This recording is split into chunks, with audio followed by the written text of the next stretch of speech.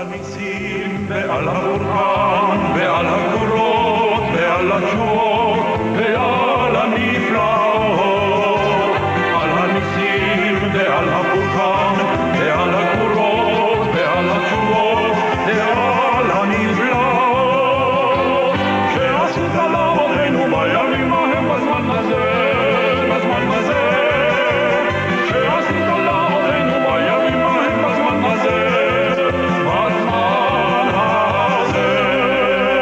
Welcome to Jewish Life, a program presented each week in cooperation with the Jewish Community Relations Council of New York. I'm your host, Stewart Ain. Today we're speaking with Irene Frielich. She's the author of Shattered Stars, Healing Hearts, Unraveling My Father's Holocaust Survival Story. Very interesting story. Irene is from Babylon, Long Island. Welcome to the program. How are you? Thank you so much. I'm excited to be here. Thank you for having me. I missed Long Island. Yes.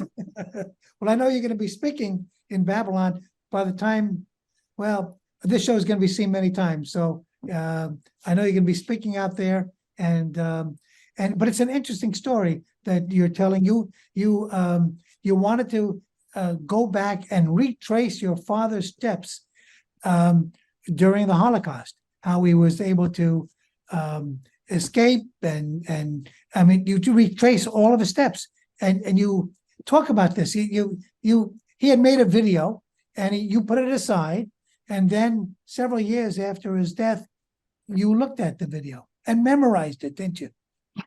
I kind of did, yes. Yes. Yeah. So, talk about that. What made you want to do that? What was it compelled you to do that? Well, in 2016, there was, in the wake of our elections here in this country, there was a huge increase in anti-Semitic and racist acts, very violent ones. And I always had this uneasy feeling in my stomach about my father's story that I didn't really know. I just had a sense of what it was. And I knew I had his testimony video. So that prompted me to dig it out and start really learning his story and researching his story. So I needed to know why these things happen and where are we in our country in this racist world that we live in, and what can I do to help bring messages of kindness and compassion to the world. So in doing this, you had to really study to find out a little bit more about the Nazis and what they did. And it was a little bit of a history lesson for you as you started to go through this. Am I right? It absolutely was. I was, I won't use the word surprised, but kind of mortified at how little I actually knew about the history of those times. I hadn't learned a lot of it in school. I mean, we never learned it in public school. I learned a little bit in Hebrew high school. My father, of course, didn't talk about it, and I didn't do a lot of reading on my own. So I learned a lot, and I was somewhat shocked at the things I learned, and shocked at some of the parallels that I see today happening here and in other countries. So yes, it was a real education for me. Right. Yeah, we'll get into that a little bit later because I want to talk more about that. But talk about your search. You tried to not only retrace his steps, but talk to the descendants of those he met along the way. Yeah, this was really incredible. But I knew that my father had been in touch with a farmer family from Holland who hid my father and his mother and grandmother for 2.5 years in a barn attic, at the risk, obviously, of his own life and that of his own family. And when my father died in 1994, I did not keep up touch with that family because they didn't speak English and I didn't speak any Dutch at the time. But when I went back my first time in 2018, I was able to I'll call it, reunited with him through someone I had met in the area who took on as a mission that he was going to call all the people in the phone book in that area with that last name of Lansing. He was going to call all of them until he found the right person. And on his first phone call, he found the right person. And he arranged for us to meet again. And that was very emotional, but I can talk more about that, but that's how I found him and that family. And then there was the family that took over my family's home and business in Germany in 1938 and 39. And I discovered the name of the family and that they obtained the home by reason of abandonment. And boy, did that make me angry. And I did a lot of research to learn what the specific situation was that they obtained my family's home. And I do write about it in as much detail as I have in the book based on documentation I have. But I decided to go back to that spot, the spot that had been my family's home and business, where the descendant of the man who obtained the home and business now lives and still owns the same business as it was in 1938, 1939. I love the word you use, obtained. You use that word, obtained the business. How did you feel about it? About meeting this man? About the fact that that somebody else obtained the business and your family had any compensation? I mean, it wasn't. Yeah. Talk about that. Yeah. So, it was Aryanized. That's the word for it. But there are nuances to it. And one of the things I've learned in my research and especially in my talking to people in Germany and in Holland, is that it's way more complex. The whole situation is way more complex than what has been passed down to me, which is it's black and white, victim and perpetrator. And it's not really so black and white. So when I first found these documents, I was deeply angered and upset. And when I found more documents that helped me paint the picture of what actually happened, I realized that there's some gray to it. And that's why I use the word obtained. It actually was sold at a great loss, obviously. And I think my family's store was one of the last Jewish-owned stores. I mean, it survived until Kristallnacht, which was November of 1938. So somehow they kept going. But what you say it was sold by whom? Yeah, it was sold by my family under duress, by my family to the ancestor of the current owner. And what I don't have is my father talking about this. I don't have any words from my father at all talking about this. He might not have known too much because he was 12 years old at the time. And all I have to go on is the papers that I found. There are court decisions subsequently about what happens if a family did sell something, and as you say, it was under duress. Is that legitimate? Is it legal? Can you talk about that? Are you familiar with those? I am familiar with that, and I don't talk about it in the book. One of the things that I discovered in my research when I went to the Munster archives in 2019, I had called ahead, and so they pulled out all the paperwork associated with my family's address. There were 800 documents that we photographed, 800. Most of them were in German, and I will probably never have them translated. But a lot of them are between the man who obtained my family's home and his lawyers or whatever, and my family's lawyers. So, and this is post-war. So clearly my grandmother was trying to get compensation, and I don't know the outcome of it, but I know she tried very hard to get compensation. So there's that piece of it. So I don't feel the need to open that chapter up in my family's life again. And then there's the piece where I met the descendant of this family, the man who currently owns the store and lives there. And he's a decent, great, nice, warm guy. I don't want to do this to him. There's no need for that. I have nothing to gain from it. So I have made a decision to leave it alone because no good is going to come out of that at this point. Sure. So you hear stories about people going back and saying, this was my house. And the people saying, well, you can't have it. Or, you get into a bit of a tussle with people. And so, yes, right. yes, yeah. that happened several years ago. Do you have the book near you? I do. Always.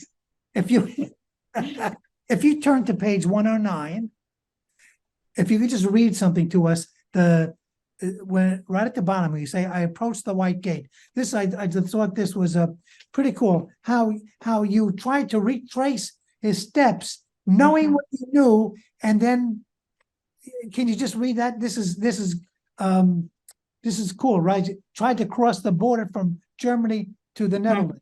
Okay, Great. go ahead. So just a little background, I'll say that I knew that my father, from his testimony video, crossed over in a particular place, which we were able to narrow down pretty closely, but I wasn't yet sure at this point.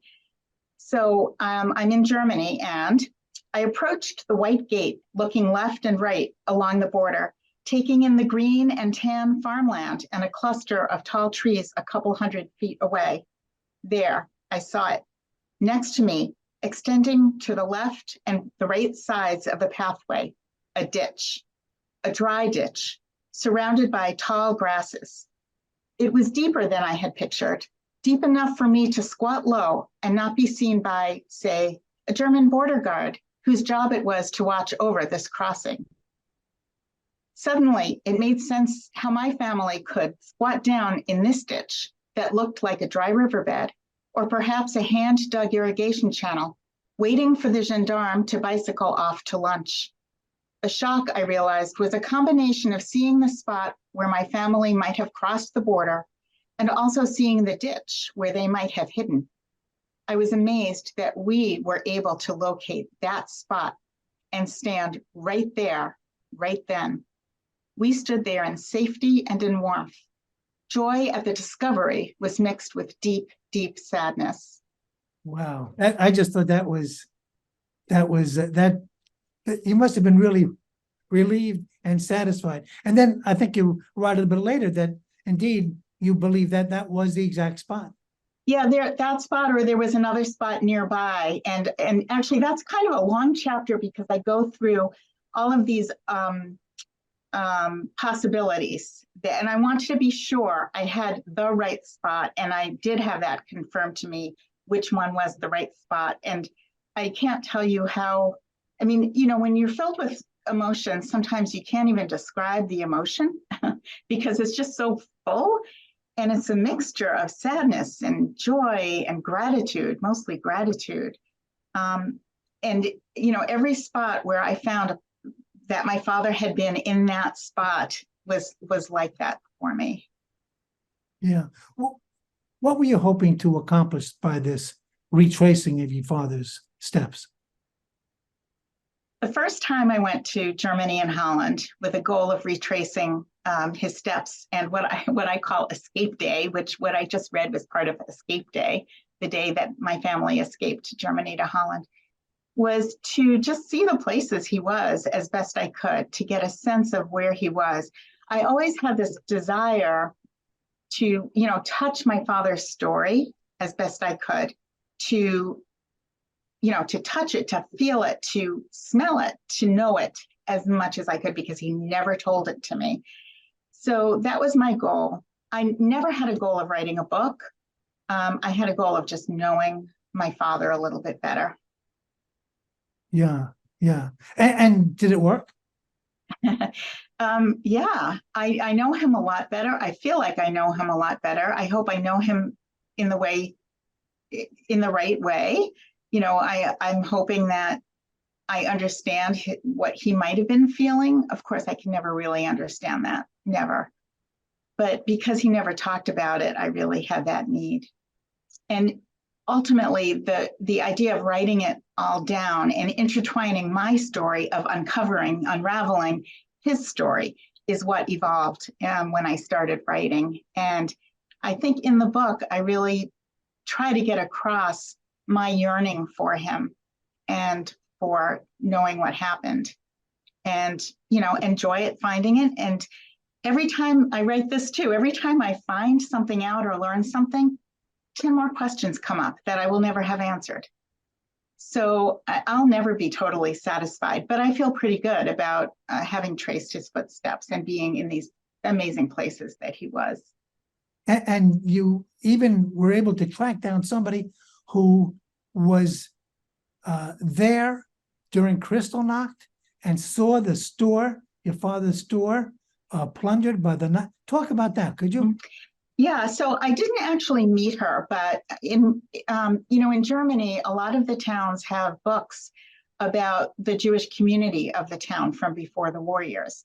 And in my father's hometown called Bocholt in Germany, there is a beautiful book, and it lists short biographies of 175 Jewish people who were murdered during the Holocaust, who either were born in Bocholt or lived there in 1938.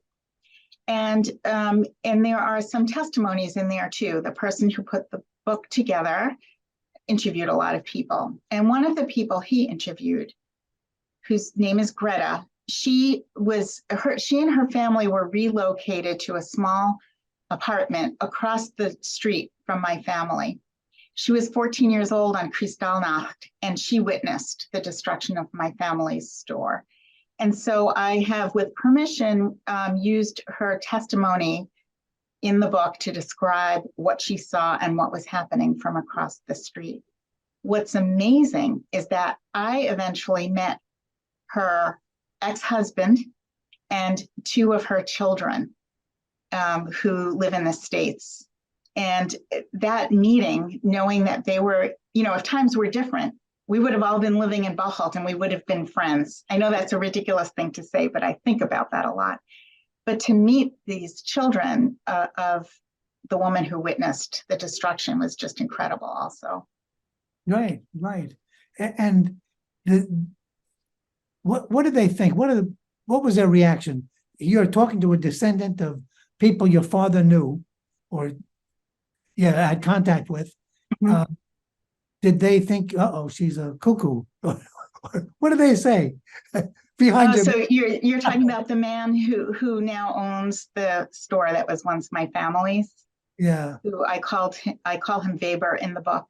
So, that relationship between him and me evolved over time. So the first time I went into his store, I had reached out to him and he never replied. And I had practiced some lines in German so that I could connect with him and show that I was making some effort. So when I used the words, I think my grandmother and your grandfather were neighbors. That's all I said. And he spoke fluent English. So right away, he just went to English. Yes. And I could tell he was dubious, maybe a little concerned about why was I there, which I totally understand. So, I made the connection then and let it go. And I remember shaking the whole time. I've never shaken so much in my life out of nervousness and the momentousness of that occasion, right? That my grandmother, I'm sure, was rolling over, knowing that I was meeting with this man. But when I returned in November, and this is toward the end of the book, I don't want to give away too much, but I had arranged to meet with this man again, Mr. Weber, and we had coffee together around the corner, and my son was with me. And the events that transpired in that 1 hour meeting totally changed my feeling about him. And I think, brought us together in an odd kind of way, in that we had kind of similar experiences. We both had inherited trauma. He had inherited family trauma too. It was different than mine, but he had to live with that also. And he also was not interested or was not ready really to uncover his own family's history. He made that clear. And so I was very careful with what I shared. And I'll tell you, by the third visit, which was another just amazing visit, all of them were amazing. We had a parting, a farewell breakfast together, and that, he treated us to this breakfast. And then he sent me a Facebook friend request. And that to me was kind of the culmination of, wow, I can be Facebook friends with this person whose grandfather was maybe, enemies in a way with my grandmother. So the transformation that I experienced, that I try to get across in this book, is beyond what I ever could have expected. If you got your book again, could you go to page 35? The last paragraph. this is very interesting, and I want to ask you to talk about this whole idea in the aftermath of the 2016 election. Yeah. So in the aftermath of the 2016 election, as the United States left the Paris Climate Accord and hateful rhetoric proliferated online and on the streets, as refugee families were placed in unclean and dangerous camps, the two periods of history collided in my mind. Where would I hide? Who would I trust if my family needed help? I considered what I would do or what I might have done if my neighbors asked for help to hide their family. To do nothing was still an action. I'll say that again. To do nothing was still an action. It was complicity. I'd like to believe maybe I would help my neighbors so that they could earn an income. I'd like to believe, wouldn't we all, that I would be brave enough to offer others protection from violence. I hope that conviction will never be tested. And then a few pages later, you say, during and after the 2016 election, I started questioning my own beliefs about the safety of where I lived. Would I need to devise an escape plan?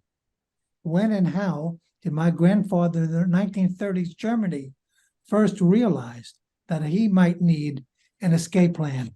So this idea comparing the current situation to the 1930s, the Hitler years, talk about that. That's an interesting thought. So I'll say first that yes, go ahead.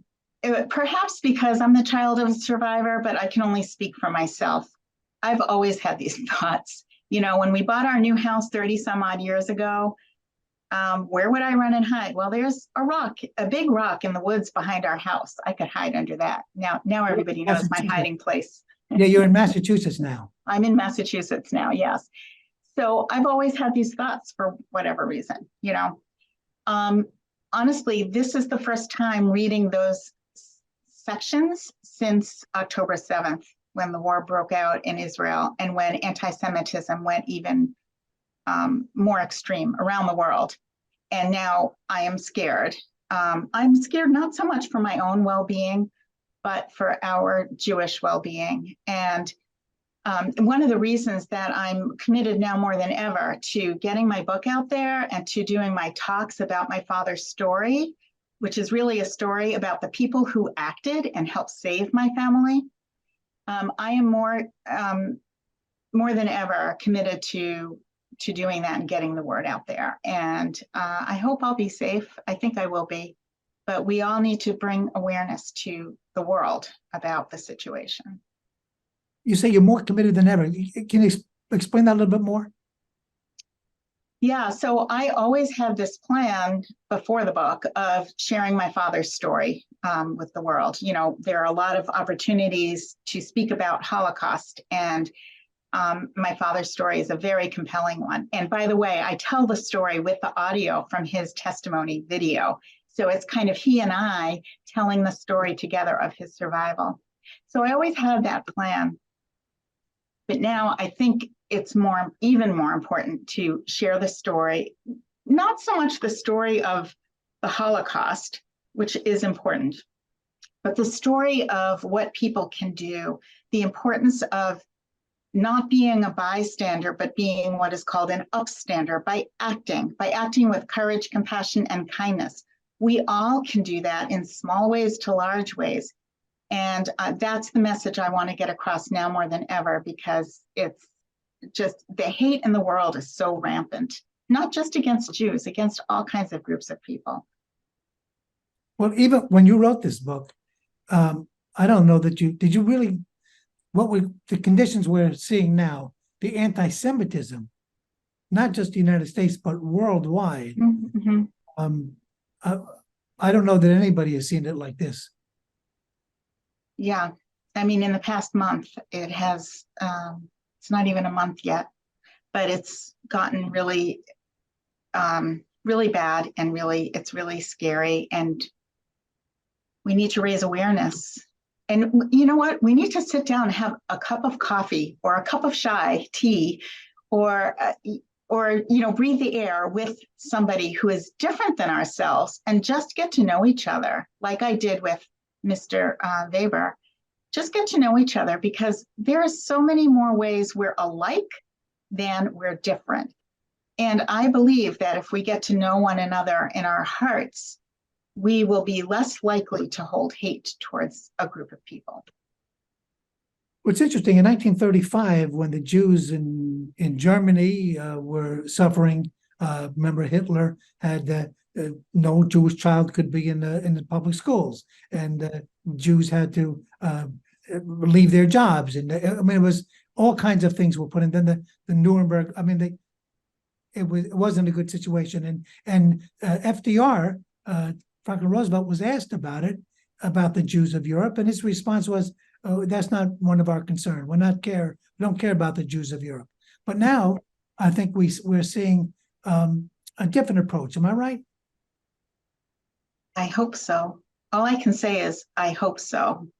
And I mean, we're seeing right now in the news, this is early November, we're trying to pass an aid package to help both Ukraine, which is also critically important, and Israel, defending themselves against terrorist governments, basically terrorist groups. And trying not to get too much into politics, but we're going to have another terrible situation if we don't take care of the dictators, the despots, the people who crush their own people to benefit themselves and the government.